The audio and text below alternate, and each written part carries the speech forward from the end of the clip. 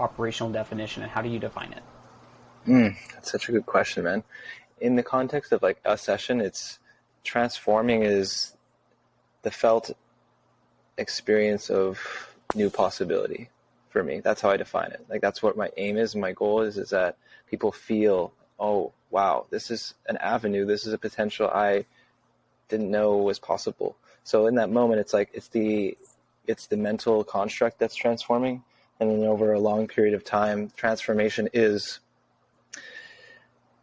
on the cellular level, like I mentioned before, things are changing, but it results in different behaviors, different points of views, and ultimately different neural pathways. So the way that the person acts and lives and believes and thinks has changed to a deep, deep part of themselves. And that is what I would define as transformation. Okay. So in the context of transformation, we did a transformational breath work. Essentially what we're doing then is at a cellular level, at a neurobiological level, we are creating space for transformation, or we're creating space for change in a positive direction to occur. Yeah. Say even like mutation, like let's say turning on genes, or, eliciting a different possibility on a biological level, Mm-hmm. That's what I would say it is at the end of the day, because as more like I see science and spirituality on a spectrum. Science is like observing what spirituality claims, and the more science nowadays has shown, like, the connection of brain waves to like how it changes our body and what elicits physiologically speaking. That's where I get a lot of this stuff. I'm like, okay, there's physiological changes happening. So for me, that's a transformation, like kind of like a classic thing is like the cocooning caterpillar into a butterfly. There's this metamorphosis that occurs. Now, I'm not saying necessarily someone's going to look like a whole different human. I mean, to a degree, probably, but Right. but they have changed physiologically. But most of it's the brain. It's the way that they think, and it's what brainwave states they're in more often. Because we know, for example, if you're in high beta all the time, if people don't know what that is, like there's different brainwave states. High beta is like you're pretty fucking stressed out. I don't know if I can swear on here. No, man, you must take all of your swearing words. You're good. You can absolutely not fucking curse on this podcast. So let's continue you forward with that intention. You're good. Yeah. So if people don't know, like, yeah, low beta is like, we're probably in like a low beta state right now. Like we're focused on each other. We're in a conversation. It's flowing. There's things happening. When you're in high beta, it's like you're stressed. And then like that constant stress is going to cause cellular inflammation, and then that over time is, it's just going to wreak havoc on you. So let's switch the script. You're in alpha, which is a little bit lower than beta. You're meditating more often. Maybe you're doing a breathwork journey every week. You dip into theta. You meditate. You can get into theta more easily. Now you're not stressed out anymore. You're less inflamed. Things are functioning. Things are flowing. So yeah, I see this is the transformation. Okay. So now I want to take this. So right now we're talking about transformation, transformational breath work, the ability to alter our brainwave states in a way that allows for the facilitation, I imagine, at a cellular level, to be more at peace, to be more in alignment with the person that we are creating ourselves to be. Now, before we got in this conversation, one of the kind of guiding lights, or the main things I wanted to discuss with you, and you even highlighted as being your medicine, if you will, was pleasure and sexuality and embodiment, and the ability to deepen one's experience. I imagine, this is my guess, but to deepen their own experience of themselves and the world around them and what they believe is possible, perhaps through pleasure and through the exploration of ecstatic bliss in the sexual context. So what is, now in your own words, what is your medicine in this? Combining all this, what is your medicine, and why do you feel called to serve it? Oh, it's such a good question. I believe in that context, my medicine is the paradigm shift I offer, in that when I work with people to help them understand eroticism or sexual energy, the shift is from serving like a lustful vibration, which is to serve like more of an animalistic part of ourselves, like let me release this tension through pleasure. Let me get myself off, to let this be a cultivation of love. Let this be a deepening of my understanding of what I really am, and let this be like a deeply nourishing and spiritual practice. So I think that's my medicine, is like I'm helping through my own journey, but then through others, to see like your sexual practice or your self-pleasuring practice is cultivating love. It's getting to know yourself, and it can actually make you into a better human if you want. It can make the world a better place. That's, I'd say, my medicine, is this like this shift in, it's not just about like, let's do this behind closed doors or be ashamed of it. It's, no, this is actually probably one of the healthiest things for me. You exemplified that perfectly on your page, because if you go, you'll literally see like cover photos of you just like fully naked, like sunning your asshole, or like dancing like naked, and then showing like the different embodiment practices, which I'm certain are very intentional, and I want to ask you about. But I'm curious, expanding on the idea of the more lustful experience of sexuality and being able to transmute, let's just say, unintentional to intentional sexuality. Is, in your opinion, and I'll share my experience, and I want to hear your opinion on it. Yeah, I'd love to hear yours. Maybe we hear some contradictory ideas and kind of play around with it and come to a greater truth. So, yeah. I'm not saying this is what you said, but how I received it was almost like, is lustful expression of sexual energy negative? Is all forms of it bad? Or is there an intentional way to express lust within the context of sexuality? So the reason why I asked that is because there was this excerpt, or this spoken thing that Alan Watts did, where he talked about the spectrum of sexuality and pleasure, and he said that some of us really glorify the white light of the spectrum of sexuality, that it needs to all be divine and heavenly and angels and all of this. However, what many people miss is that sexuality happens on a spectrum. It's the rainbow. There is the white, the purples, and that more celestial, if you will, experience of sexuality. But there's also the red, the orange, the real lustful primal. The question that I have is, so in his point was that none of them are inherently better or worse than the other, but that there are different ways to cultivate them and to use them in an intentional way. My question to you is it inherently bad or wrong to go into like the reds and the oranges of like the lustful, or is it more so when we're engaging with it in a way that is disadvantageous to us, our partners, or whomever we're engaging with, if that makes sense? Totally makes sense. It's such a good question.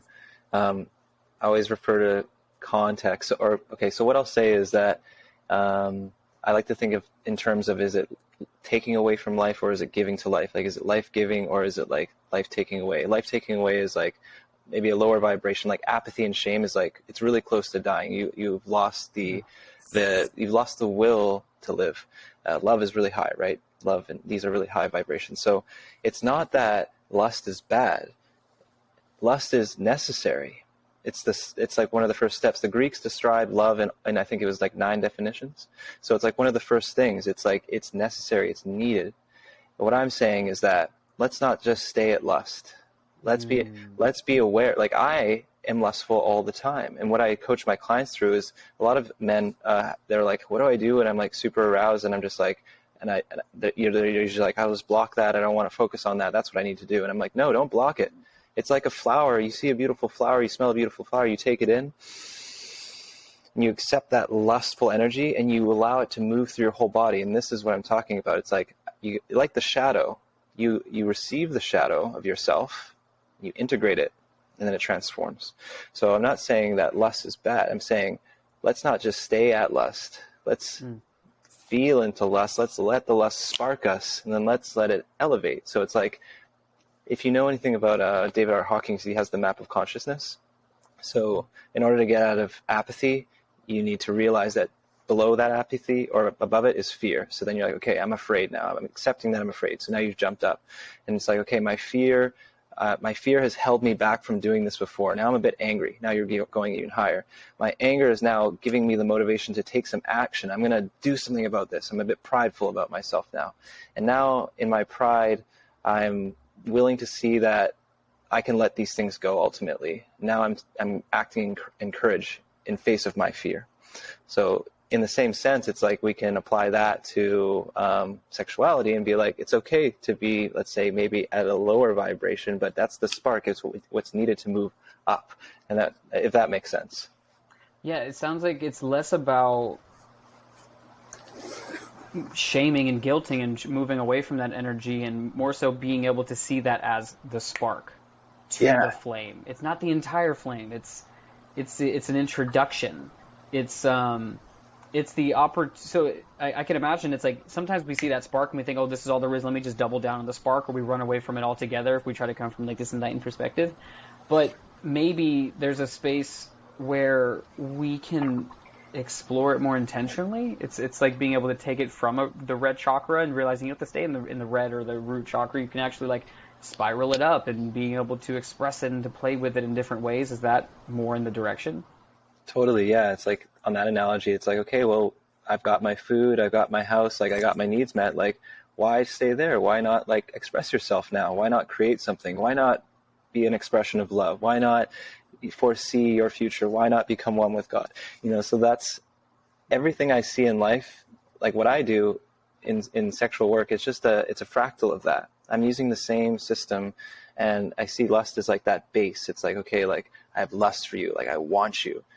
But if we just stay there, it's like usually we feel kind of gross afterwards, or like I just wanted something. It's like when you allow that to change and move up, let's say, like let's just use the chakras, you move up now, and it's like we go from like, now I'm expressing myself, I have the courage to do that. Now I feel received, and there's like this love exchange. And afterwards, maybe having some time with yourself to ground, like this is a whole different experience. Lust is still involved. It's still very much a part of it. I think it's just no one told us. I was never told. No one told us that it can be this very beautiful container of an experience, as opposed to like, let's just quickly, as fast as we can, get rid of this tension. Right. I can relate to that deeply, because most of my experience in my formative and now going through the process, like more presently, a lot of the experience was about, at least as a male, it's like getting aroused, getting a boner. What do I do with this? I can say for myself, I've had struggles, long-standing struggles with porn and masturbation in a very unintentional way. And I'm not super privy on the science of it. I do know that there are some who've said that there's an impact that it has on gray matter, but at a deeper level, there is a disconnectedness, I imagine, that's happening when your arousal process is being connected to, one, a screen, what's happening between me and, say, a phone screen, and two, the fact that it's very disengaged, in that there isn't another person that I'm having to engage with, or even if it's myself, it's actually checking and tuning with my own body, not as privy to, other than like, this feels good, it happens real quickly, we went over the edge and now it's over. Yeah, thank you for sharing, man. I relate, and I think this in and of itself, what we're talking about, is so important. More men could use, like, would be beneficial for all men if we talked about it, because we all, I think, to a degree, go through this. And yeah, I agree with you in that we're like, we don't need to blame ourselves. We were never taught. But yeah, it was the same for me when I was a kid. I was just like, this is super exciting. I can do this. I can have this very ecstatic experience. But yeah, when it comes to pornography, a lot of people ask me, is it bad? What do you think? And I think it just comes down to, again, your awareness. If you're always giving your awareness somewhere else, it means you're giving your energy to that thing. And if you always use an external means to stimulate yourself, then you're always giving your power away. Your conscious awareness is on the screen. Not only to mention that you can now move to whatever part you want. So you're training your brain to say, the power of my arousal comes from outside of me, one, and two, I can go and scroll to whatever point I want to. I don't need to have patience, and there doesn't need to actually be an experience. So then when you come into the real experience with yourself or someone else, it's unsettling, it's anxious, and it's like, this is not what I've trained my brain for. I haven't trained my brain to actually like be with someone and be with yourself and just like have the slow crescendo build up. And I had to totally retrain my whole self, and like, it took me a long time to just be able to pleasure myself without looking at anything or like being stimulated. It took some time. but it's there. And that's what I help people do ultimately. I'm like, focus on your vitality and smile on that feeling. I hadn't considered consciously the fact that, yeah, I can just like, boop, oh, I like that, but boop, okay, boop. And, well, you can't really do that with yourself if you're with a partner, because at least for me, I know that, like, this is stuff I'm actively working on with myself and my partner, is being able to be present and not be rattling around and dancing with my thoughts, more so being able to dance with the energy of my partner. I don't have much of a cultivated practice with myself, but I sense that when it's like I get impatient. I get really fucking impatient. I'm like wanting to experience deeper, but then also it happening so quickly, because there is that ability to just bounce around whatever fucking video you want. You don't like that video, you go to another fucking video, or you just bounce to like 10 minutes in, 20 minutes, like, oh, okay, boop, done, move on.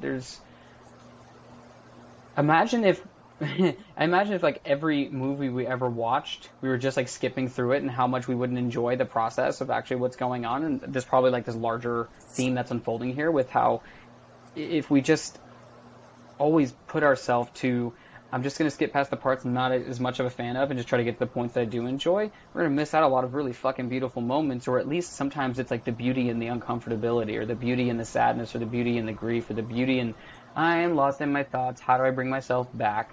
You can't skip through all of it. Like, I have to be here. We have to be here and move through all of it. Exactly, man. Yeah, that's the gift.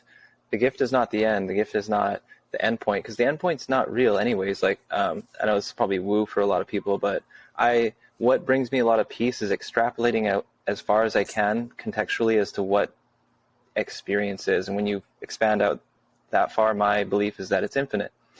And if it's infinite, there's no ending of this. This is like, it's an ever-pervading experience.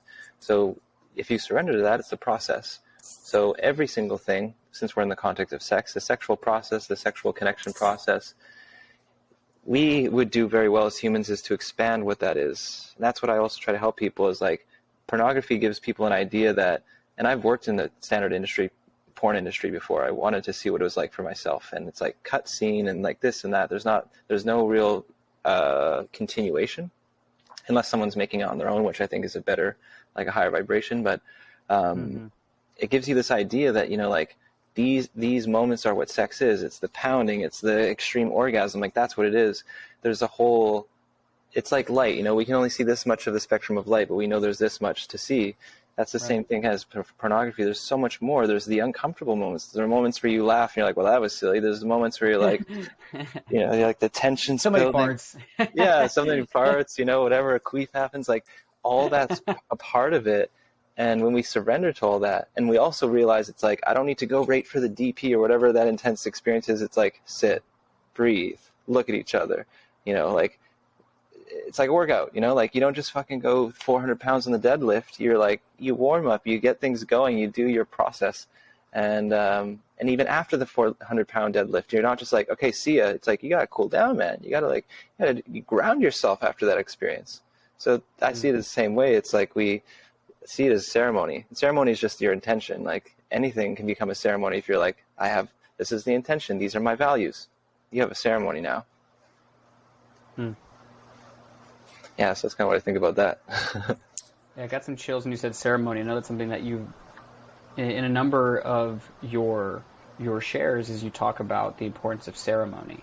Mm-hmm. So, in the context of sexuality and pornography, it seems like when we're constantly bouncing from video to video, moment to moment, second to second, we remove the aspect of ceremony. We are removing nature, like the actual natural unfolding of the process, and removing the natural story progression of there's a beginning and then there's this rise and this crest and then it gets to the top and then we cycle down, and it's like the heartbeat. It's like shoo, shoo, shoo. We have highs and lows and everything in between.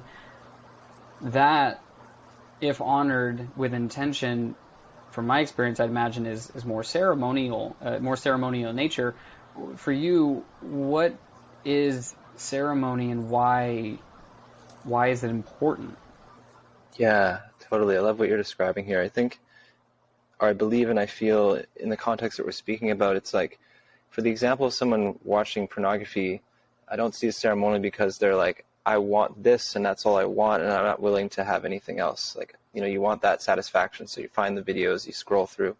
The way I see ceremony is like, again, I feel like the container that you create is upheld by your ethics and your values, what you believe, like how you want to conduct yourself. And then the energy, the portal that's created is by the intention. And this is what I tell people when I lead groups. I'm like, we're all in this because we have a similar view on life. That's our container, and the container is animated through what you intend to experience.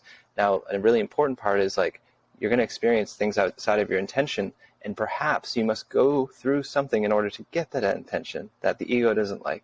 So the way I see ceremony too is like, maybe in the self-pleasuring experience you don't get hard, and it's like, what the heck? Or something happens that you didn't want or expect, but you surrender to that. You allow that to be a part of the ceremony because you are letting go of you, this idea of you knowing what's best, and you're putting that hand in the force or God or whatever. And that's where I see the ceremony aspect, values, intention, surrender to the experience that you have so you can learn.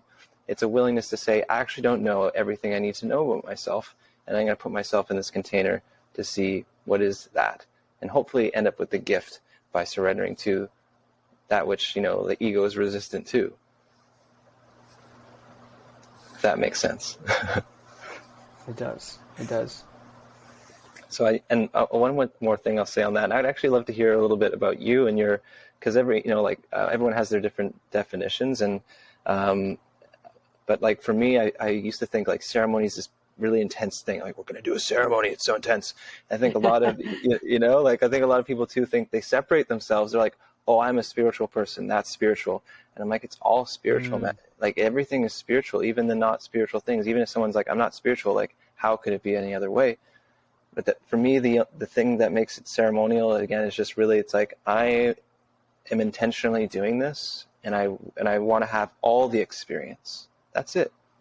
And that like, I want to receive all of it, and I want to have an intention, and I'm going forward with some sort of thing in my heart that I wish to imbue into this. Now I'm co-creating with life. Now I'm a part of this creation, as opposed to non-ceremonial is like, I'm going to do this and something's going to happen to me. It's like you've separated yourself from the experience. I see ceremony as like, I'm part of this experience. I'm doing it too. Like, I recognize that I'm co-creating with it through my intention, my awareness, my willingness.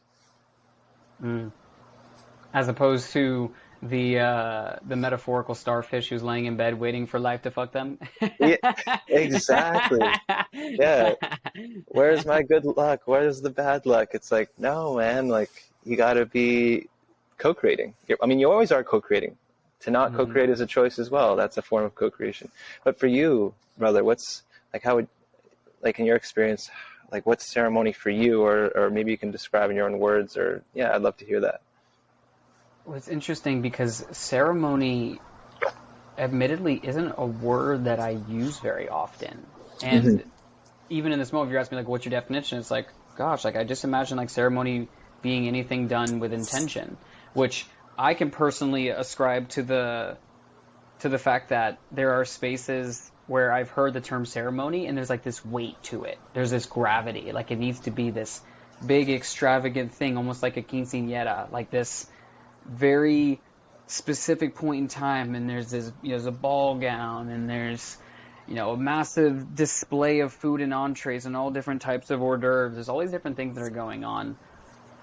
And for me, I feel like that creates, it creates almost like an anxiety. At least for me, it's like, oh, it has to be done this way, otherwise it's not ceremonial. Then I must not be very intentional. But I guess what I'm exploring is, what if ceremony, if we're talking about like, creating a standard in this moment, it's like, what is my intention? Why am I here? What would I like to cultivate more of? What is it that's expressing in my life that, if, is it my fuck yes? How can I make space for something that is more in alignment with my fuck yes to arrive. So it almost just feels like a ceremony, if I was to make it very simple, is anything done with intention, with the desire to grow and expand. Because, I mean, I couldn't imagine like doing a ceremony unintentionally with the desire to do the opposite of growth, like this growth, and be like, this is ceremony, at least for me. I mean, but it also sounds like you're saying like everything is ceremony. So it's also like very paradoxical. I'm like, wow, okay, like how do we get to that place? If everything is ceremonial, then nothing is ceremonial. Totally. This is like the paradox is like when you go too far, and I think it's fun to go too far, to be like, Yeah. okay, it all exists, it doesn't exist, it's all everything, it's not. But then people are like, okay, so like, how, like, let's come back to this context. How does that even make sense? I How just does that make use, sense? yeah, I just use it as a piece of, it brings, for me, I think it'll do one of two things to people. Like when I came into recognition that it's like, oh, like I create this. I'm playing the part. Like when I was a teenager, I just like understood after losing my religion, I was like, whoa, like the point of life is that I have a point. That's what the point is. And that can either destroy you or give you a lot of energy, because then it's like, it's a lot of responsibility. You're like, oh my God, like it's all me. I'm it. But now it brings me a lot of peace when I'm getting stressed. I'm like, oh my God, like this payment needs to happen, or this client, or this thing. And then I'm like, wait, oh yeah, like it's everything. It's nothing. Okay, cool. Right. Come back to center. But then I think a lot of people, again, they can get freaked out. Like, wait, what do you mean? Like, it's nothing and it's everything and it's never ending. And like, I'm responsible for all this stuff. It's, my God, what's happening? Because the ego is like, no, I can't like release my idea of what this is and what I am. Expectations, yeah. You know, you've got to, so then we have this dance, right? The ego, I think, has a construct of what it is, which is important. Befriend that thing. And then what are we really? I can't describe that. You can experience it through different experiences. I'm not going to say what you are, but we all know what we are. You know, it's like the thing that we can't describe. That which has no name and has no bound. Exactly. The all. It's like, you know, the Kabbalion? I'm familiar with of having heard of it, but in terms of actually investing time and energy, no. Oh, it's good. Yeah, I mean, I'll give you a brief synopsis. And for those of you listening, if you understand the Kabbalion, the shift that I've noticed and will continue to go on in time is that life will play you until you understand these things and embody them, and then you play life. You play the game. But basically, it's like these Hermes, who is supposedly to be a god because he understood how to never have gaps in consciousnness, being immortal, taught these principles. And in ancient Egypt, they maybe I'll list off all seven. The law of the universe is mental, the law of vibration, everything's vibrating, the law of rhythm, everything has a rhythm of moving in and out, the law of polarity, like every opposite has its opposite. You know, like if you really think about it, what's the difference between hot and cold? When does hot begin? When does cold end? All that kind of stuff. Gender, correspondence, as above, so below. Basically just listing out what are the properties of the logos, of the universal mind construct that we live in. And what's interesting is science has proven a lot of these things much, much later, but they just kind of give you the understanding of what is this reality are we in, how does it work, how does the universe work, and then you can play with those rules, which is super fun.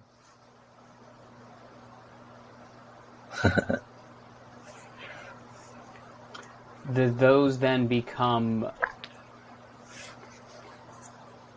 It sounds almost like you're saying that if it's like a video game, that these are the rules of the video game, and if you understand the rules of the video game, you'll be able to play the video game more effectively.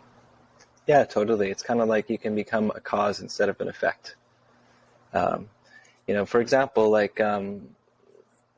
polarity. If you want to become an alchemist of your emotions, you understand that like one emotion can result in the other if they're on a spectrum, like anger and love, for example. Like these, there's the possibility of transforming that if you understand how to do that alchemically, or how to like shift that in yourself, like they're one and the same, for example. Or correspondence is like, if you want to figure out what's going on up there, look to what's going down here. Like look to this lower level of dimension. You can extrapolate to a degree of what's happening up there, because it's like so within, so without, as above, so below. So if that kind of makes sense, like you could dive more deeply into like the flower of life, for example, and using that mathematically and using that to extrapolate, because that's another example of like utilizing the below, like what's really, really deep down on a very small level, as the above. How does it manifest outwardly? Yeah. So how do these things, speaking to my analytical brain, which I'm certain there are other people who have strong analytical brains on my own, is there a way to point a finger at this in reality? Is there a way that we can quantify this experience so our brain can latch onto it? Because sometimes the gap between I understand something here in my head and I do it with my hands and then I like know it in my heart, like I actually have that felt lived experience of, oh yeah, like I thought I got it, but now I got it. How, if it can be, how do you ground that? How does that become something that can be used in like an everyday practical way? Just to make sure I understand, like what we're talking about in Hermetic philosophy, or like these grander concepts, like how to bring that Grander more. concepts, yeah. I'll share what's worked for me, and perhaps this will resonate with someone. I believe we inherently all know what truth feels like. So actually, as you're continuing to listen, whoever is listening, feel what truth feels like, instead of trying to like conceptualize it in the mind. And what I've done is, like when I don't even really like this word anymore, but when I had my awakening, or, I came to realize things about myself, I read a book, and that was the first time I was reading these things in the book. It's like A New Earth by Eckhart Tolle. It's the first time I've read these things, but my body was like, oh my gosh, this is so true, and I know this. And then the next thing was like, okay, like I may know this, but I haven't experienced this yet, so there's more to learn. So I think when we feel a resonance, when we're like, that's a yes in my body, like, wow, that's such a yes, but it confuses me, and like, what do you mean, like, the universe is everything and nothing at all? And it's like, allow that to be the inspiration to go deeper, and then try to become that which you're learning. So maybe I'll give one more example. Like reason and logic are really, really high vibrations. They're actually pretty, pretty high. But this is the practice of trying to understand. And when you try to understand something, you have to separate it from you to understand it, right? Like if I want to understand this phone, I need to be like, this is a phone and this is me. There must be separation in order to understand something and have logic and reason to conceptualize it. Now the next step, the higher vibrations of love, is because like I will become this. I'm not going to try to understand it anymore. I'm not going to try to measure it. I'm going to become it. And I'll be totally honest, like that's my practice now. Like that's my whole theme of this year, is like, how do I embody and love everything that I do? I don't claim to know how, but I wish to live in that vibration, to become it instead of try to understand it, so there's less separation. So what I'm trying to say here is, if you're inspired by something, if you feel that truth, just like lean into it more and see if there's a way for you to, like once you've learned a certain amount of things, can you become that what you're learning? Can you actually be a living expression of it, instead of like just keeping it in your mind? Yeah, I don't know if that's helpful. It reminds me of a quote that I often share, that I attribute to Bruce Lee, which is, absorb what is useful, discard what is not, add what is uniquely your own. It becomes a way to filter. Because one of the things that this podcast initially was founded on was the idea of seeking truth. And there are different forms of truth that I've heard Neil deGrasse Tyson speak to about. There's subjective truth, like our own personal experience. You have personal truths that you've garnered through your human experience. I have ones that I've garnered through my experience. Then there's objective truth, things that are just objectively true, that doesn't matter you or me, it is the same. Whether it's objectively eating healthy foods is better than eating junk foods, or as Jim Quick says, there's no such thing as junk food. There's just junk and there's food. But I like that. I was like, oh, that was actually really good. Thank you, Jim Quick. You're good.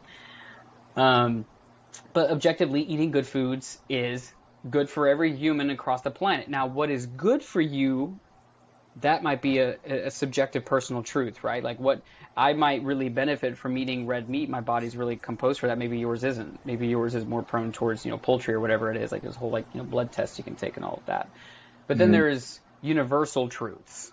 And those are the ones that are consistent across all domains. And what you shared, how this connects to what you shared, is that it sounds like what you're saying, and correct me if I'm wrong, is one, in everything that we're sharing in this conversation, if someone's listening, or even as I'm listening to you, or if you're listening to me, is to take what you hear and compare it against your own experience, your own thoughts, or maybe even the experience of others we've garnered from people who've taught us, and say, like, okay, like, does that resonate?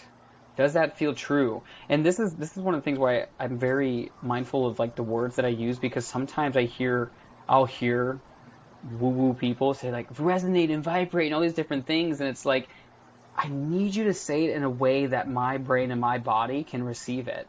And sometimes that is, oh, when you hear something and all of a sudden you just have like chills go down your arms. It's like, you're like, oh, goosebumps, or some people say God bumps. Like, I felt that resonated. Like that, oh, that's what resonation is. Oh, that's what like feeling like the alignment of it is. Like being able to take what someone is sharing, compare it against our own experience. Does that feel right? Okay, it does. Great. Take it on, try it out, go and have that lived experience of it. Or it doesn't feel true and you don't go and explore it. Of course, I would say that maybe that's an opportunity to lean in and maybe see if that's just us shutting ourselves off before we even gave ourselves the opportunity, because in your work, I imagine you've probably shared practices with people that brought up uncomfortability, maybe eye gazing, staring into someone's eyes, their partner's eyes, or maybe even staring in a mirror and looking in their own eyes, and the level of discomfort that can bring up. It's like, well, that doesn't feel resonant. It's like, well, yeah, because you haven't done this before. Our nervous system isn't used to it. Do you think it gives more context to what you're saying and the ability to like feel into that experience and also compare it to our own experience, but maybe even the experience of others, and like really what, if you will, like our intuition is telling us at a cellular level? Yeah, absolutely. I think you put that, it's because this is a big topic, we're like, I like that you're like bringing it back, because it's important to bring it back. And so I'll say a couple of things. Yeah, I love what you said about, this resonates and like the vibration. It's nice to put it into different terms, to not get so woo and say like, okay, I felt something there. That felt like, yeah, that captured my attention, Right. That's kind of what I think about that. And, here, I'm trying to get myself back here. So, this whole conversation on like objective reality, subjective reality, my kind of point of view on that also is just that I think all reality is actually, at the end of the day, subjective, and the only thing that's really objective is repeatability. It's like, if it can be repeated, then we can say, okay, that is true, I suppose. Like that's something that's happening. And one thing that I like about Robert, do you know Robert Grant? He's like a polymath, like he's a genius, this dude. Amazing dude. Polymath, meaning like math used to just be the study of all things, and many. So he's studied many things. He's fucking genius. But he says that, he's like, there's some people think there's facts, and he's like, I think that needs to be changed for faucets. Like there's facets of reality, and what kind of facet are you looking through? Like to say, and this is like on the grander context, right? Like when you're looking at all the potential facets of reality, because I would agree with you in the sense that like, yeah, there's like there's food and there's junk food, right? We can agree on this objective reality, but then it depends on what context we're talking in. If we're talking in the third dimension context, there's some pretty objective things, right? Like certain colors are certain colors, yada, yada. But then when you expand outwards, people are like, oh, like what's the point of life? Or, what am I here to do? Or, what's right and what's wrong? It's like, you extrapolate out far enough and those answers aren't there anymore. It's not it's almost like the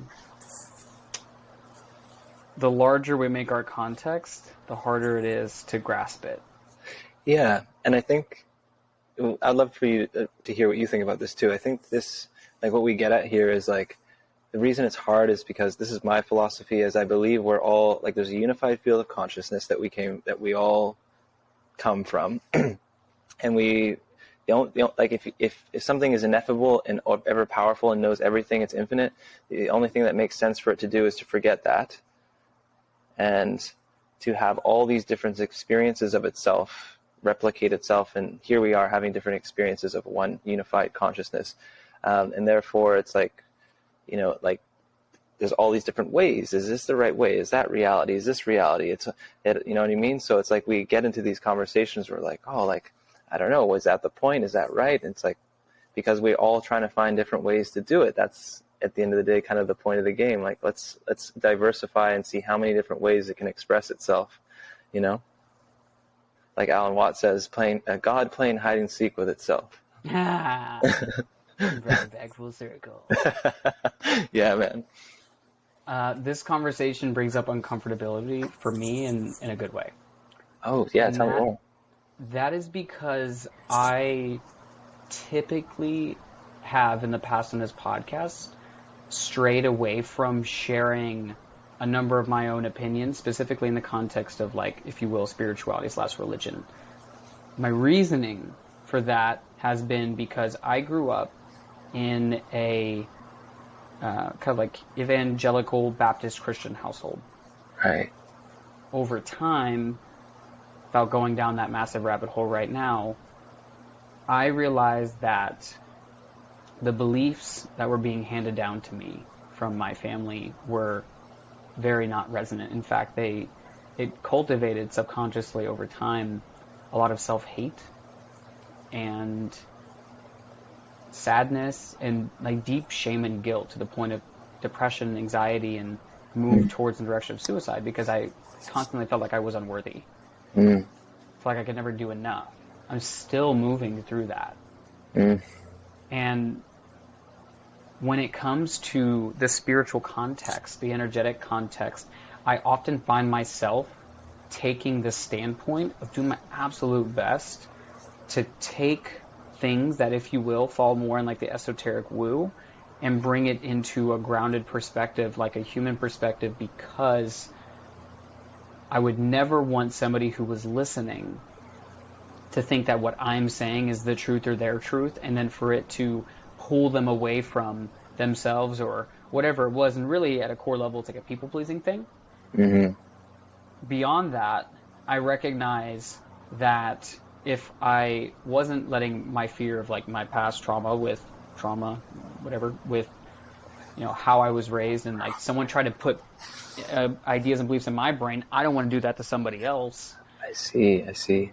Right? Like I would never want to impregnate somebody's mind with something that wasn't true, because like I haven't personally either lived that experience, or I'm like sharing from somebody else who like I really admire. You said Aubrey Marcus. Aubrey Marcus is someone who's made a humongous impression on my life. He's the reason why this podcast exists in many ways, and that he inspired that for me.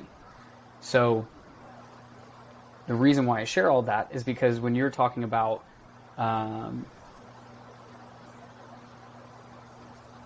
you're essentially talking about the elements of consciousness. I'm like, this is a part of the conversation I knew eventually I was going to lean into, where I recognized, okay, we do need to talk about this and have it be something where we say, you know what, here is, at least for me, here's my thoughts, here's my ideas. I'm not telling you this is what is true. This is just like what I'm thinking at this point in time. So I think that's so responsible. I'd say that's so responsible of you. I appreciate it. That took me a while to learn, and I still have to learn that. Like, I have this urge to always like be like, yo, this information, this is very exciting, and then I forget that when I was younger I did it a lot, where I was saying like almost very matter of fact, and not realizing how much that can actually like potentially fuck someone up or make them go like, whoa, like, is my experience not valid? So I deeply appreciate that that noting, because like, okay, two things I'll say before I let you go off there is like, one, I like to remind people, like, even especially with sexuality, I'm always like, I'm helping you remember. I'm not teaching you something you don't know. And whoever's listening to this, if you felt shame about watching porn or that, don't feel ashamed. Like, all this is available to you, and where you are in your path is perfect. It's exactly where you need to be. And there's no, at the end of the day, it's like whatever someone chooses to believe, that's right for them. Because I hold this belief, and this is something I learned in yoga, is they're like, I was into a lot of, what's it called? Oh my goodness, I'm going to forget the lineage, but this type of yoga that was like Ashtanga, they're like, this is the way. And I was like, how is anything not the way? I thought it was all the way. Oh, man. nothing against Ashtanga, like not to hit them, but I was just like, anything that says this is the way, or anything that says that I'm God and you're not God, I'm like, I think it's all.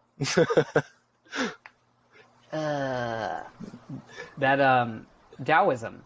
I mean, isn't that essentially Taoism's fundamental principle? Is the way that can be spoken is no longer the eternal way. Exactly. Yeah. As soon as you talk, it's not it anymore. Yeah. Oh, I'm so glad you said that, because you went to a micro example of Ashtanga, but some would say like yoga is the way. Then you get more specific, it's like Ashtanga yoga is the way, and you can keep going and saying this is the way. But it's almost like fundamentally, what we're pointing a finger at right now is that there are so many ways. Which of these ways is your fuck yes? Which one calls you into the higher resonance of who you are at a deep level? Use the word remember, and that's one of the words I've been playing a lot with lately, is remembrance. Mm-hmm. And if we're gonna go, now that I've said my piece about being nervous about sharing like my ideas and my perspectives and how like I don't want to make an impression in that way, I'm also gonna surrender to the fact that I believe that the people who are listening are autonomous human beings who have the ability to discern and create their own beliefs and ideas, and I will share my own with the intention that have your own. Tell me I'm wrong. Say like, oh, actually, it was actually helpful. Totally. And that is that. One, I don't fucking know. I have ideas. And one of the ideas that I have is that we do emanate from this unity consciousness, if you will. And whether you call it God, Jesus, Yeshua, Allah, or all the different ways to describe that which is, me personally, I think we're all right and we're all wrong. Mm-hmm. We're all pointing a finger at the same thing, and although we're pointing a finger, we're not ever pointing perfectly in the direction of the thing. Mm-hmm. And that is because the name that can be spoken is no longer the eternal name. Like we can start to grasp it, but even at like quantum physics level, the second you observe something, it changes. It's in a different place. It's no longer where it was before. So for me to try and say like this is how it is, it's like as soon as I said that, I've already missed the marker. Like, oh, this is such a weird example. You're the expert on this, not me. But like the second that I think like I've got the perfect spot in my partner and I'm going to like drive it all the way home, that spot has moved. They are now in a completely different space. Their pleasure's in a different space. I'm like, yeah, I got the thing. I got the technique. It's like, 1 second later is a new day. Yeah. That type of thing. Like it's always ever evolving. And I'm not sure if I'm digressing too far here, but I think at a core level, we are all of the same thread. And to your point about the God embodiment deciding I'm going to forget all of this and disseminate myself down into billions of fractals of itself expressing itself in different ways, I actually do ascribe to that. I do think that there's something about the original consciousness disseminated down, and here it is experiencing different forms of itself. For what reason, I don't know. It's something I have played around with, but I'd be curious to hear in all of what I shared, what just stood out for you and kind of building on that idea. I love it. That was awesome. I had big smiles on my face because I agree with you. I agree with you in that, well, actually from the Kabbalion also, they say they have a definition of the all, and then they agree that that definition cannot actually totally be it. So it's like this contradictory thing that like, they describe it as like this kind of like unified, I think, construct of love consciousness or something like this, but they're like, this is our definition, but we also agree in the definition that it can never be understood. It's ineffable. So that's kind of, yeah, I totally agree with you. I think also too, like this conversation of God is so interesting. I think that Star Wars had it the best because it's like Star Wars described the Force. The Force isn't personified. It's just this ever-pervading thing. It always was. It always will be. There's never a gap in between. Like it always had to exist. It's everything. It must have always been there. And to understand that is not. There's no like you can't understand it. So it's so tricky, and we like play over it. And I even think about what could God be. It's probably a void. It's the opposite of maybe what we think of as this lightness or this beauty. It's actually the absence of all things, because only from the absence of all things can something new emerge. Only when you forget everything that you are, only when you are no thing, you're no place, you're no time, only at that point can it all begin again into the first level of consciousness where it's like, I am, that's it. So, but before that is the void of nothingness. So that's kind of what you make me think of when you say all that. I'm like, yeah, like and that's the beauty. That's the beauty. It's such a beautiful dance when we surrender to that. Like, okay, I don't need to know because I am it. I am the thing that I want to know. And that is too, and you are, and we are. And it's like, the more and more I've leaned into that, even when I say it now, there's like this like sensation that kind of like comes down into my body. And it's just like, ooh, that feels really nice. Even if you're listening, just like feel it, like, you're God, I'm God, we're all God. Everything we're doing, is like part of that experience. Ultimately, I think we're here to learn how to love in this dimension. And then there's just like this less tension in the body with that, from my experience.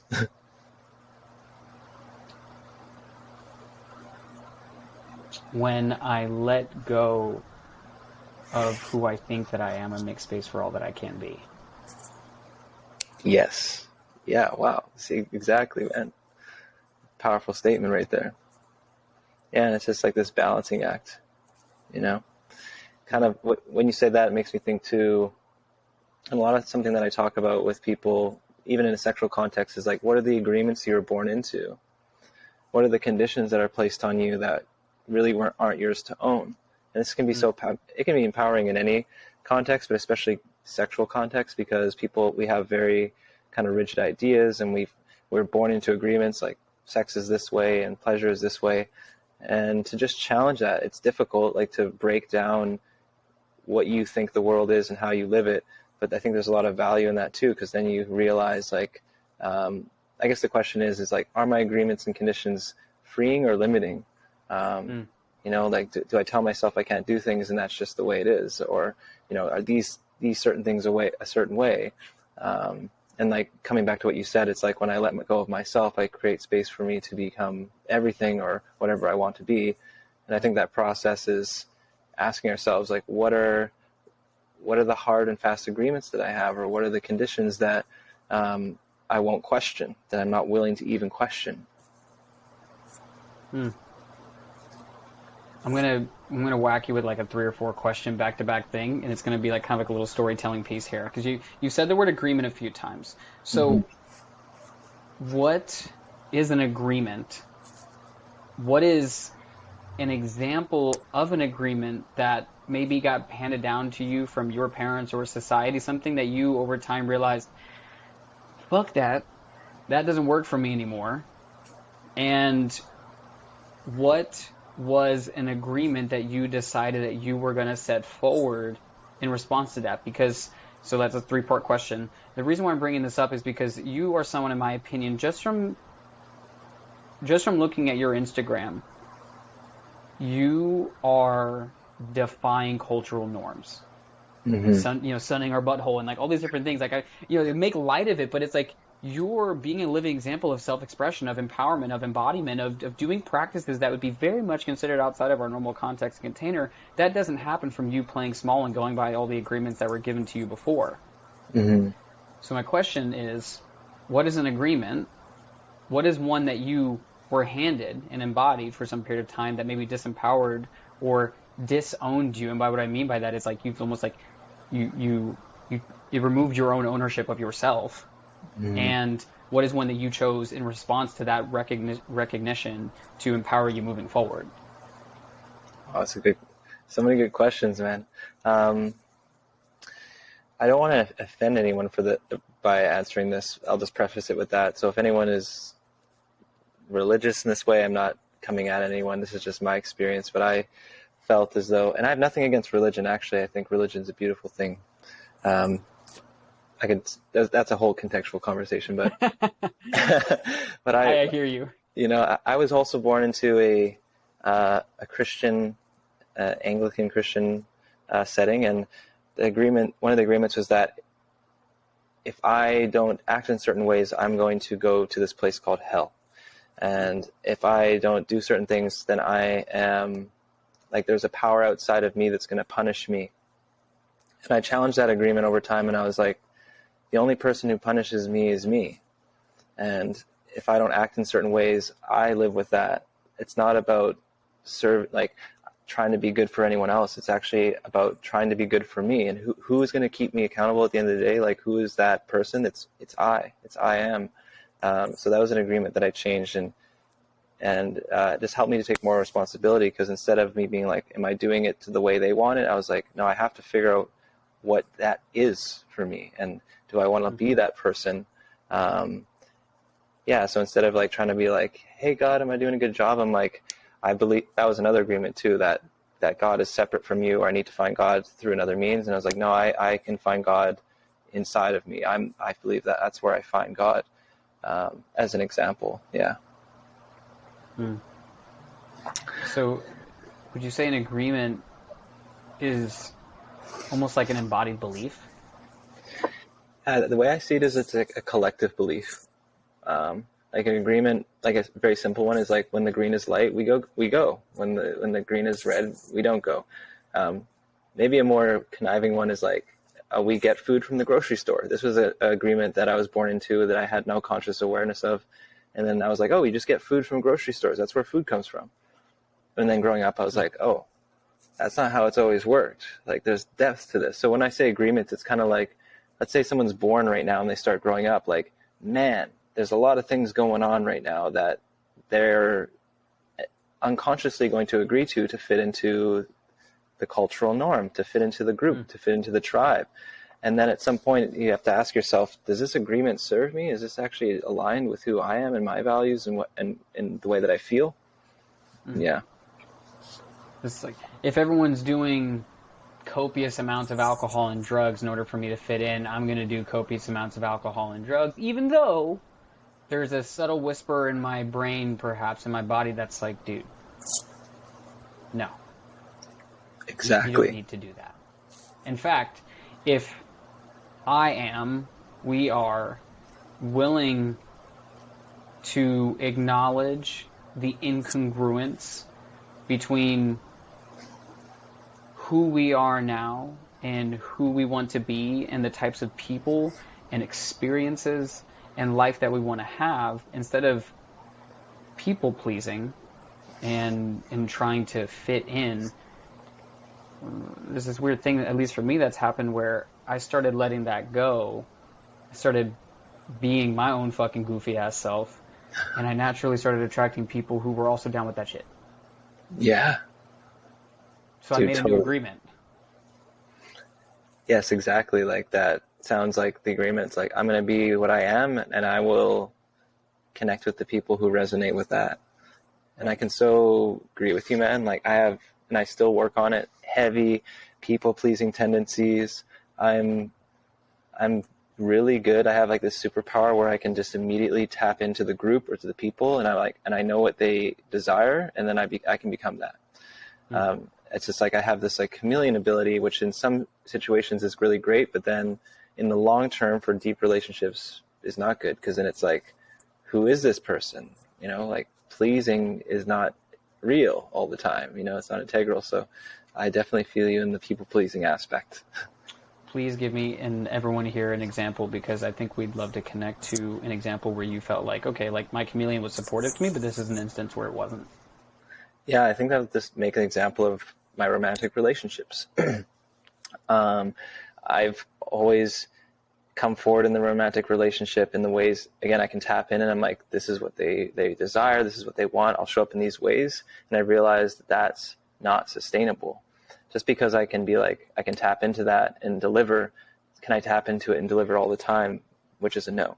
And then I get so good at that, and I forgot about like, what are actually my boundaries, what are my needs, what's realistic in regards to time and emotional investment, so that that pleasing backfires, because then I've created a situation and expectation like, this is the way that Brian is, this is the way that he shows up, this is what I can expect from him. I can expect him to be this way all the time.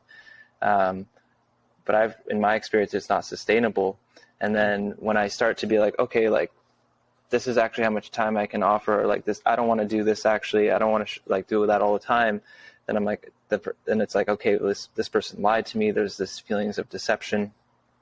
And yeah, I've just like seen that in myself where it turns around. I'm like, okay, it's better to not, I could say in a romantic context for me, it's better to not try to just please and appease in all those ways and be like, actually, no, I don't want to do that right off the bat, or like, I don't actually really like that, even if it means not continuing, because at some point it's going to circle back around and be like, right. It's going to come and bite you. Yeah. I get that. I remember when I was first opening up to my interests in sexuality as it related to like BDSM and kink lifestyle and things that were outside of what I had, typically heard about and experienced. Mm-hmm. And through an experience with one of my partners, I realized that I really enjoyed the dynamic of being a submissive, and I enjoyed the dynamic of surrender. And over time, I realized it's because there was a lot of my life where I was the driving force and the goer and the doer and the masculine energy, if you will. And I was playing this role or facade of like, I just need to be a masculine man all the time because this is what it is to be a man. You're just masculine, you dominate, and you put a woman in her place and all those things. But the reality is when I was actually adhering to that agreement, right, to use the context we're using, there was always a part of my brain that was saying, this isn't your full fuck. Like this isn't everything that you really desire. And it would become a point of contention between me and partners because I would try to play that role that they were, kind of expecting, whether it's because of something that they really wanted or that was just all they ever knew, whatever it was, not for me to decide. But the inauthenticity led to a lot of anxiety. And it wasn't until I started being upfront with my partners around like my more switch tendencies, like my want to play with the more masculine, but also the desire to also play with the feminine energies, that now there's more of a resonance when I speak. Like sex and sexuality is one of my absolute favorite topics to talk on the planet. I might not be the expert about it, but I love hearing about what people are into, their biggest shame, guilt, kinks, and everything else, because to me there's such great healing in being able to both be witness, but also to witness somebody in the things that they feel most unwitnessable. Yeah. The things that they're most afraid to share. And for me, when I am witnessed in that, when I'm witnessed in my, in my full fuck, that's when I feel free. That's when I feel seen. That's when I feel loved. That's when I feel safe. Yeah, absolutely, man. There's like so much goodness in what you're saying, especially in the aspects of like, yeah, we have agreements and ideas. Like I've gone through something similar. Like I need to step up in this role to be a man in a sexual experience. But coming back to that, like if I let go of what I am, then I can be anything and I can become everything. I think that hits the nail on the head in so few words. Like another one, I guess, I could riff off of that is this idea that we have this agreement. Most men do that. I must ejaculate when I have an orgasm, and I've challenged that agreement to be like, well, do I? Why? What happens if I don't? So as an example, again, it's like what comes about, and when we have the willingness to push beyond the agreement, maybe it doesn't turn out good, maybe it does. But I love what you're saying, and that like I love these conversations too, and that's why I do that work, is because I think the collective shame of sexuality is so huge, and I do believe that when people come into more like willingness to be like empowered by it, like I believe sexuality is spiritual. It's a spiritual thing. Like it's so profound. And when we widen that experience, it's like there's going to be a revolution. There'll be a renaissance where we're like, oh my gosh, like there's no separateness between my sex and my spirituality. Oh my God, it's amazing. Like I can celebrate you in the ways that you want to show up, as long as there's consent and communication. Let's celebrate each other. You may be in a man's body, but you want to receive it in the butt. Like who cares about labels? Like, you know what I mean? Like that's the kind of stuff the kind of healing that I see from these conversations, especially men talking about it. Because again, men, it's just like we usually don't talk about it. We just keep it to ourselves. Right. It's not as celebrated for a man, in my opinion. It is not as celebrated for a man to be open about his interests as it is for a woman. At least in the sense of like, if a woman says she wants to take it in the butt, dope. You want to take it in all the various orifices, dope. If you want to do some weird shit, from my experiences, it's more celebrated for a woman. However, I do think that there's also a lot of other shit where women are experiencing a lot more, shame, guilt around like their own sexuality being expressed than men are, right? Because like men are celebrated for their sexuality, so I don't think it's like unidirectional. I think it's bidirectional, the shame that's experienced. Totally. But there's also like for men, again, from my own experience, it can seem to be very black and white. You want to take it in the butt, or you want to do something like that, then you're a cuck male, or you're not a real man, or whatever the fuck it is. And there's no breathing room there. There's no exhale. It's a great analogy. Squeeze, anxiety. There's no totally relax, parasympathetic. How do we melt into that? Totally, man. I mean, I agree with you, and a little bit on that, or what makes me think about that is like labels, for example. Like I don't have any issue with someone being like, I'm bisexual, I'm homosexual, I'm pansexual. It's totally fine. It's just understanding the limit of that. Like when I confine myself to a label, and then if I have a tendency or desire outside of the label, now I'm freaking out and I'm in an inflamed state because I'm like, oh my God, am I gay? Am I what? It's like, that's not good. That's not helpful anymore. And that's, through my journey for the past, 5 years, I always get asked, like, are you bi? Are you straight? Are you what? And I've come to just tell people, I'm like, I'm a human that is attracted to other humans. And depending on like how I feel in my heart, I will, it's all a feeling. And like, I have more of a proclivity to women, but I'm just like, I don't know what that label is. I'm a unique expression and I have my unique desires. And I found it more helpful kind of riffing on this just to be like, for example, when I work with men, they're like, is this gay? And I'm like, I don't see it. I don't think it's gay. It's just like, you have a male body, I have a male body, and we can help each other refine our male bodies because we know what it's like to be in a man's body. Mm-hmm. If I label it as this gay experience and people are like, oh, I can't do that, I'm not gay, and blah, blah, blah. And it's like, I don't think it's a gay thing. It's just a man thing. It's just men being men. And I know this can be like a lot of people that turn their heads like, what do you mean? Like, doesn't that mean you're homosexual? I think these labels have gotten to a point where it's like they're doing worse than they could do good, because we know that ancient cultures, like same-sex bonding was a very prevalent thing. It was very common for sexual health and like health of the tribe, even like before they go out in a battle, before they hunt, women getting together during their moon to like go through these processes. Like these were very normal, let's say, technologies, practices for us. And now people are like, that's weird, that's bad, let's not talk about it. This goes a bit into my conspiracy theory, my theory of like what takes away our power, which is, a lot of these like same-sex bonding practices, which I should credit Will Bunderfield. He's taught me a lot about this, but yeah, there's that bit of a tangent for you. This is paradigm and belief system questioning right here, this conversation particularly.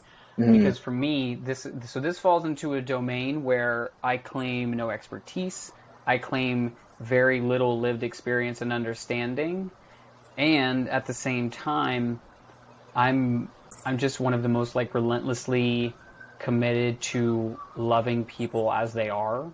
That I like in the context of sexuality, for example, different strokes for different folks.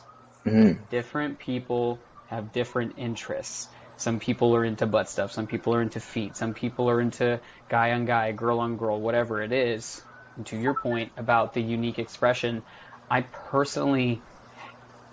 can see the resistance that I feel it come up for me. And I imagine for somebody who's listening, if you were here like, well, two dudes doing it, that's gay, right? By like our standard cultural definition, that's gay. Yeah. But it's almost like what you're saying is that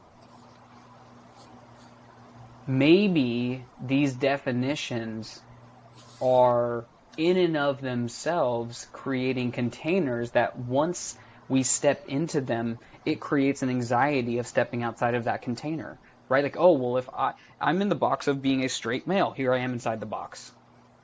Exactly, man. But now I'm kind of curious about what it feels like to kiss a dude or to take in the butt from a dude. Am I gay? Oh Mm. no. And if you've got some kind of religious trauma going on about how that's like, oh, now there's another layer, which probably is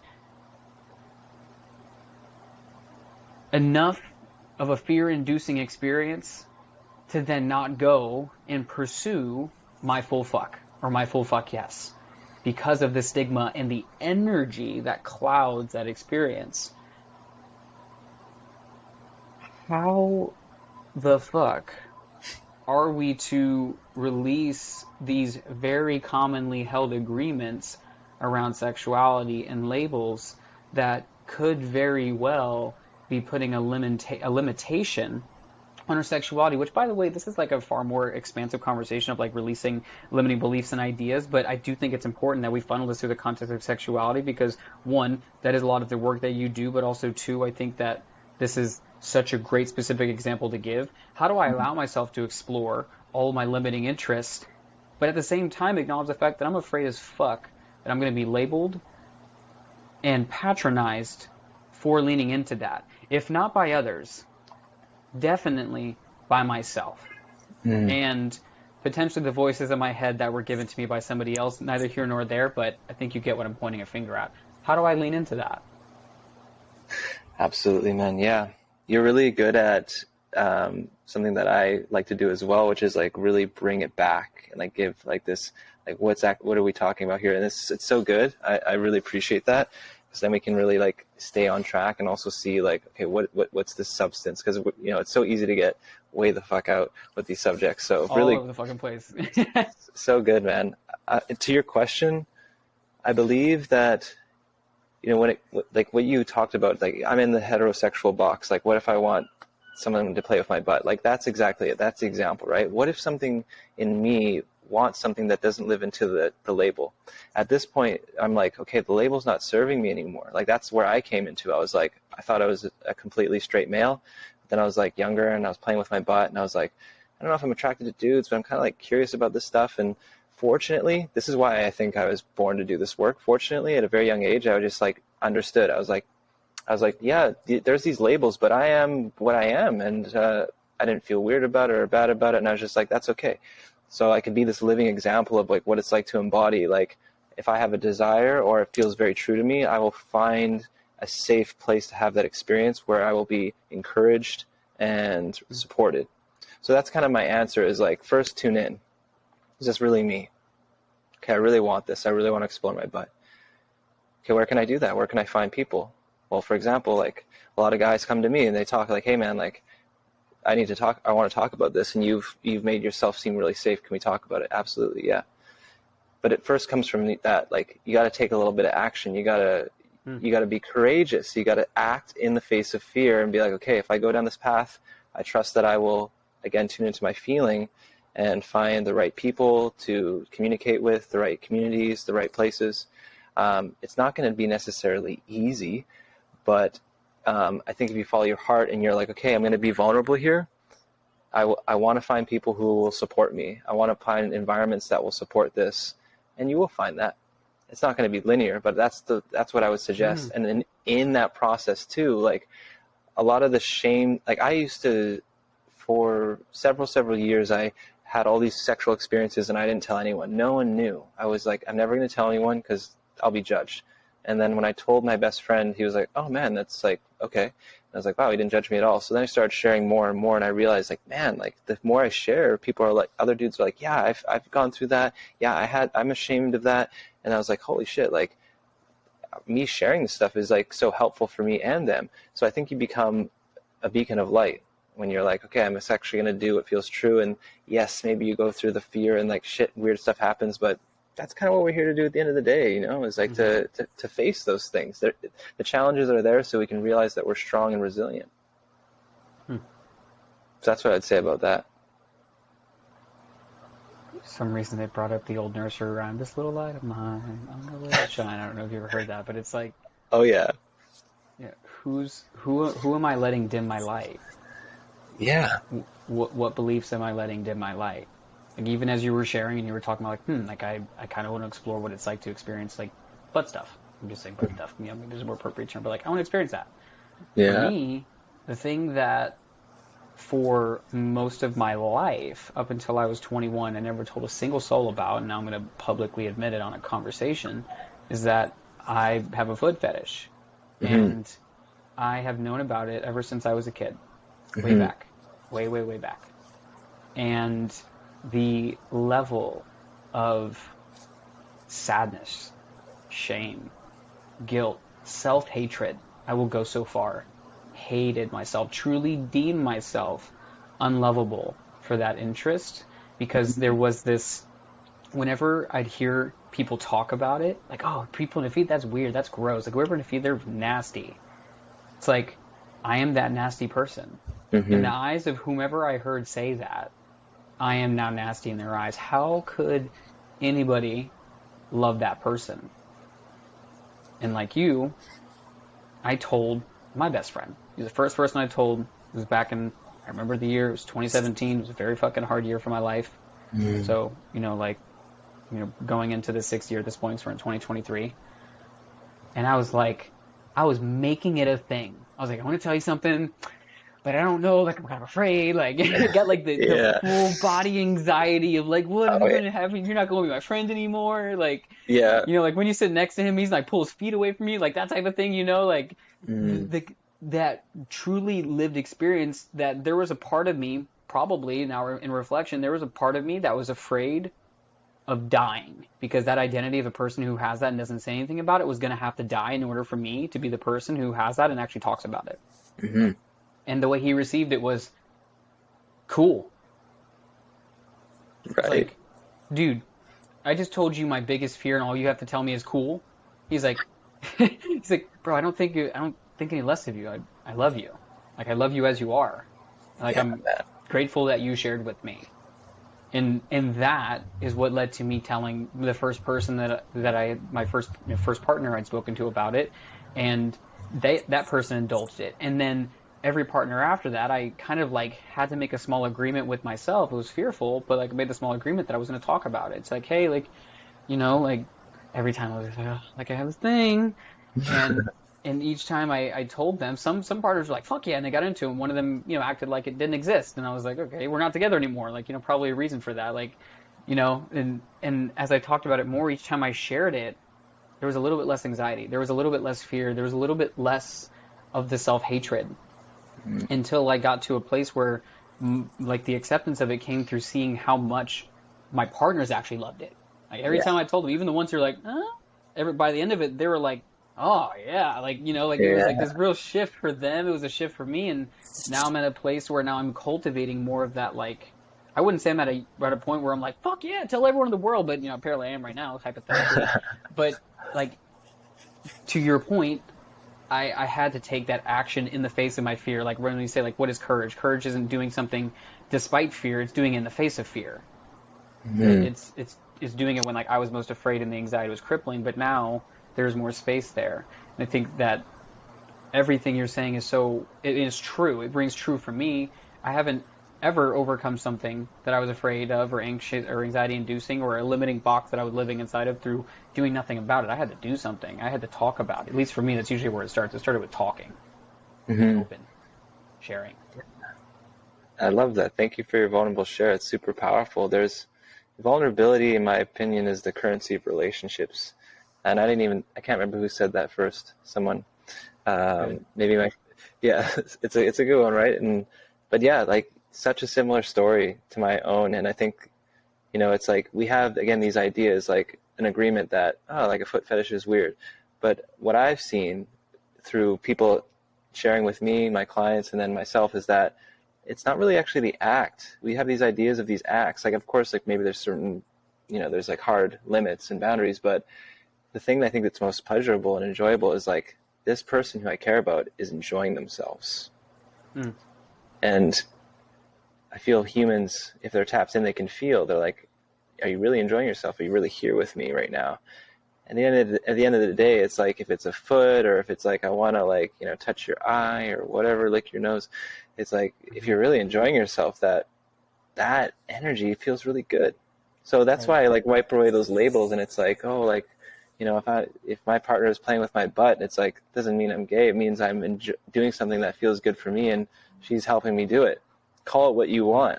You know, that's what it is at the baseline. It's like we are consensually agreeing to do something that is bringing us both pleasure.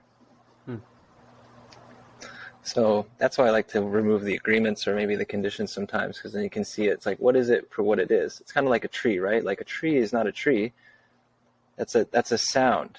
Like a tree is all the cellular structure, everything that's moving through it. Like it would take hours and hours to explain what a tree is, right? But we're like, oh, I know what a tree is. I just said it. It's like, that's not what a tree is, bro.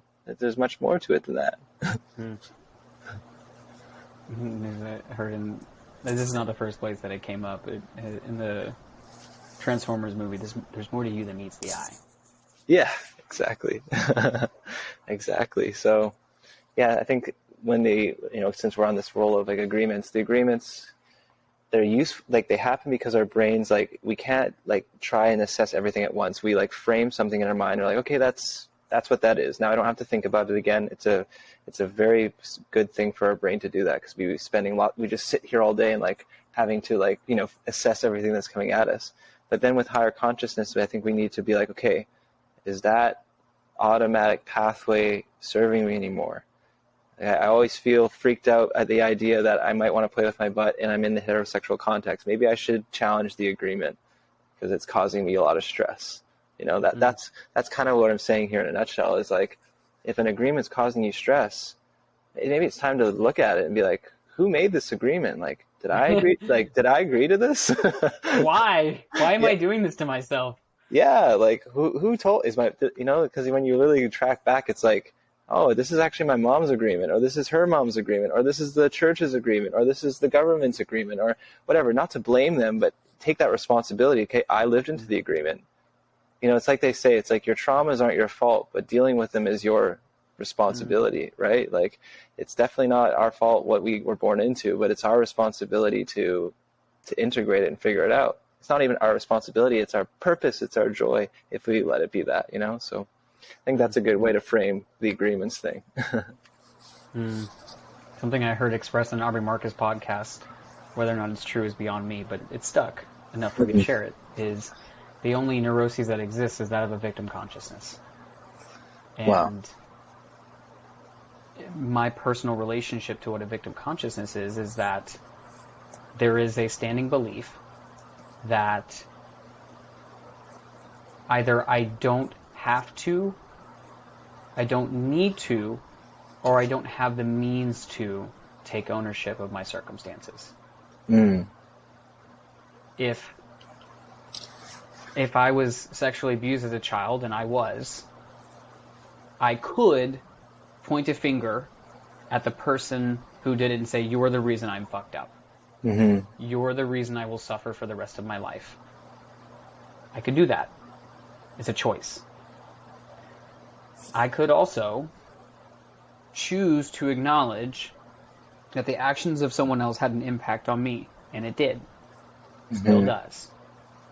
And I can still choose to say, but now's my shit, and the only one who's going to come and clean up my bedroom and all the shit in it is me. No one's coming to save me except me.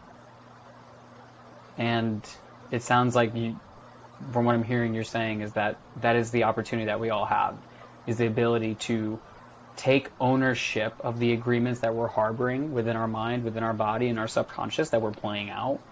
And we get to question them. We get to choose whether or not the stress of keeping them is worth the long-term sadness, depression, anxiety, frustration that it will induce if we were willing to take a little bit of ownership, one, and two, take a little bit of action called, let me take maybe a temporary, like, stressful response. So let me tell you that I have a foot fetish. Yeah. To the liberation on the other side that occurs when I'm willing to change the agreement of no longer being the victim of someone else's story or potentially my own. Yes, brother.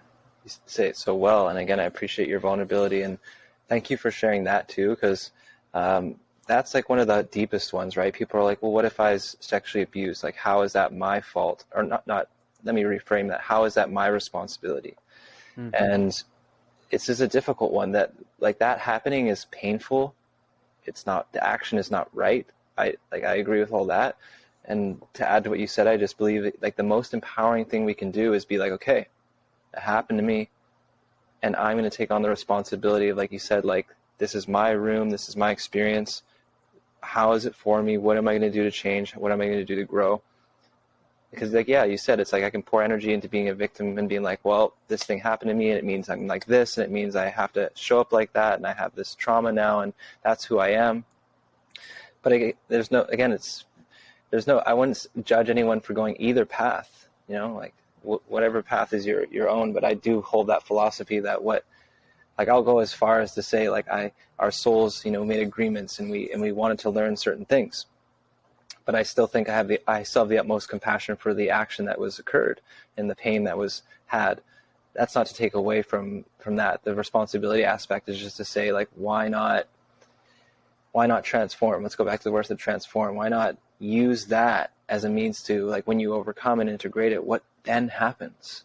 Do you become a beacon of light for others? Like, do you become a model of what it's like to grow from that? So if that makes sense, that's why I hold that belief. And I just love that you mentioned that, because it's so powerful, even as a man too. Like, men don't really talk about themselves being sexually abused, and there are a lot of men who have been, but seeing it as, like, I know this is maybe an intense word to say, but like as the gift or the catalyst for deep reflection, deep change, and deep responsibility of, like, okay, I can do something with this, if that makes sense. Yeah. Yeah, man. Oh, yeah.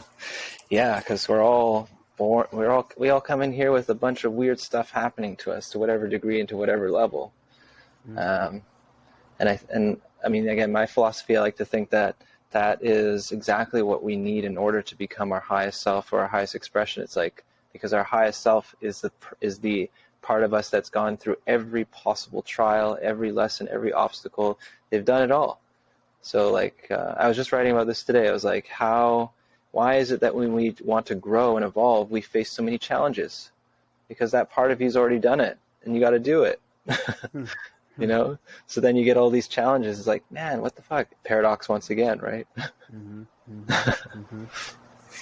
Yeah, man. Go and do all the things, experience all the feels, be subjected to everything I need to be subjected to in order to transform, and actualize, to bring forward that which I want deeply out of my life, for myself and for the people that I most care about. Yeah, absolutely. Yeah. Yeah, when we go through that, taking on responsibility, and we transform, like, when we work on ourselves, we end up being in service to others, like, very cliched thing to say, but because we come into insight, and then we can share our unique perspective and give people hope.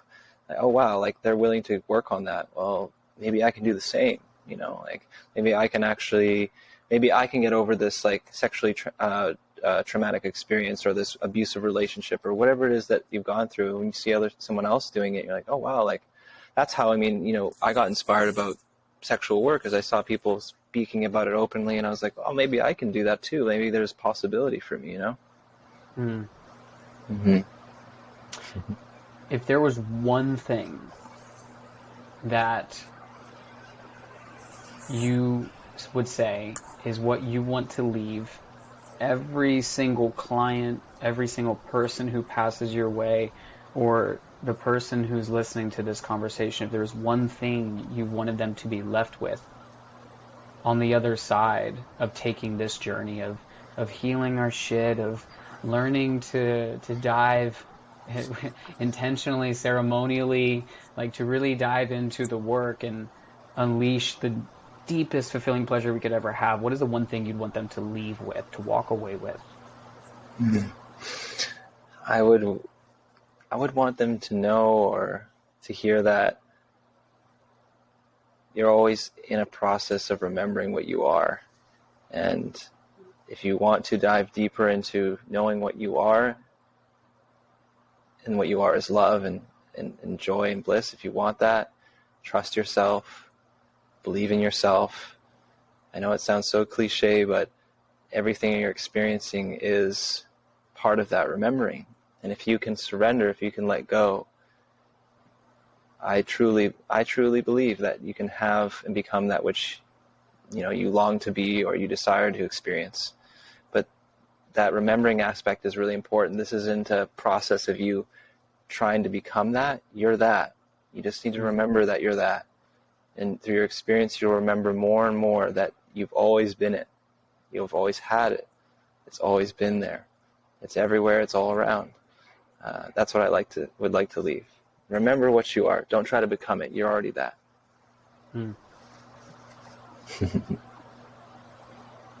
What is one thing that we can do?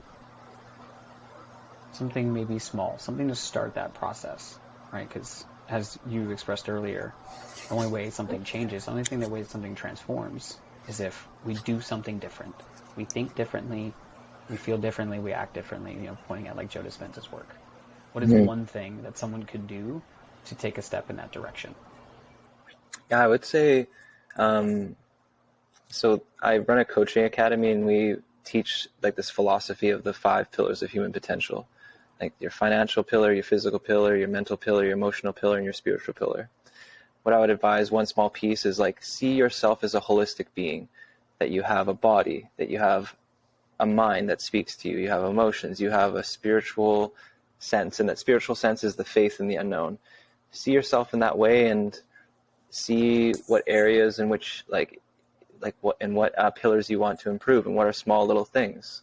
For example, like physical, like I can commit to moving once a week. Mental, when I make agreements to myself, I will commit to those. Emotional, like maybe I'll go to therapy, or maybe I'll do some breath work to release emotions. But I think the smallest thing is, it can turn into a big thing, but see yourself as a holistic human. See yourself as with many layers, and use those guides, or use that holistic framework to see, am I feeling all these areas of myself? Am I actually addressing everything? Because you're not just the body, you're not just your mind. There's all different aspects of you. So be curious, take a holistic approach to navigating yourself. Holistic approach. I'm almost hearing this is a really great opportunity to do a little journaling exercise. Pull out the pen and paper, whatever you write with, and write down some of these questions. What's one thing I can do for my mind? One thing I can do for my body? One thing I can do for my spirit to remember, right? To shed and to remember the deepest, highest, most loving and authentic expression of who I am. Yeah, totally. I'm actually just did this the other day, because the way that I learn, or the way that I do things, is I have to embody first before I teach. So with these 5 pillars, I write out, physical, mental, emotional, spiritual, financial. Even though financial is not a part of our body, but it's if you're not financially well, you're going to be not emotionally well, mentally well. We need that as a base. That's why there's that 5th pillar. But I write those out, and I'm like, okay, what are the agreements I'm going to make to myself? Like for physical, I was like, I'll strength train at least 3 times a week. I'll move every day for at least 10 minutes. Mental, when I will not make agreements to myself that I cannot commit, or I'm, committing to no phone in the morning for an hour. It's more like discipline for me.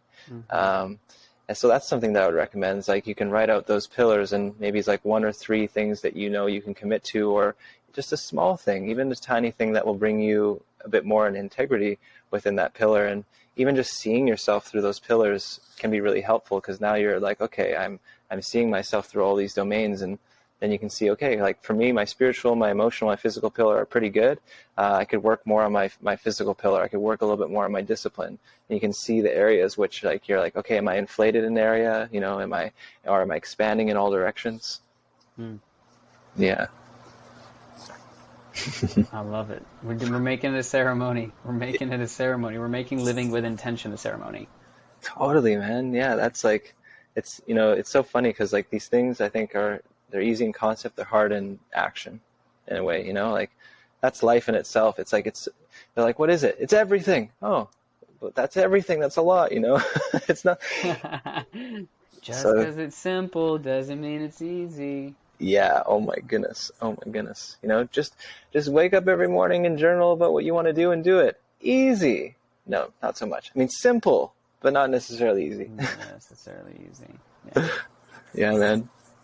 Beautiful, beautiful. Well, thank you so much, brother, for taking this time to be here, to share your wisdom, to share your insight. You have a mind, body, and a soul of gold. Oh, thank you. For cereal, it was a real pleasure, and just want to thank you for taking the time out of your life and being able to share this with everyone here. You're really welcome. Thank you for the opportunity. And, I'm just going to reflect that back to you, man. Like, you're a beautiful human. What you're doing here is amazing. I feel like you're living in what you want to do, and you're a vulnerable man, which is so powerful. So thank you for this opportunity. Please continue doing what you do, bringing in your medicine. Thank you so much. Thank you. Heart-centeredness. And to those of you listening, if you made it this far, thank you so fucking much. Hopefully something was shared that you will take with you. We're encouraging, fucking do something. Mm-hmm. Meaning, like, take something you heard and go and do something with it, because the difference between an insight and a breakthrough is action, right? Knowing something and doing something. Yeah, actually, one last thing maybe I'll say is the smallest little thing you can do is just take moments out of your day to be conscious of your breath. Like, when you leave the door, take a deep breath. When you enter a new space, take a deep breath. This will change your life. Be a little bit more conscious of your breathing. Just even right now, just take that deep breath. This has changed my life. And so walk us through it. Let's do one right now. Just taking a deep breath. Let's walk us through one intentional breath. If you're listening, as long as you're not driving, let's do this together. Yeah, totally. Yeah, like wherever you are right now, like, just what I like to do is just like pause my body, take a moment. If you're even sitting, you can place a hand on the chest, a hand on the abdomen. You don't always have to, but just take a full, deep, slow breath in through your nose. And then exhale out the nose or the mouth. And just feel that whole expression, filling up the whole lung and letting go of the breath. And something created and something ending in just one moment. Brings you back to center. Promise what my trick is like, in transition. I'll do that in transition. I finish journaling, deep breath. I go to make food, deep breath. I leave my house, deep breath. So it just constantly reminds me, like, got to tune into this machine. I could just keep going. Sorry, Matt. You're good. If you're listening, don't forget to squeeze in them breaths. Even just a moment, a quick little pause can dramatically improve the quality of your life. And how we do one thing is how we do all things. So go you forth, take something, apply it. Thank you, Brian. Thank you for everyone who's listening. We love the fuck out of you, and we will see you next time. Peace. Peace. Wow! Thank you so much for listening. I hope this episode supported and inspired your journey to greater healing and feeling fully alive. If you haven't already, please subscribe and share this with someone you love. And in case you forgot, you are dope, you are loved, and you are enough. Thank you for existing. Peace.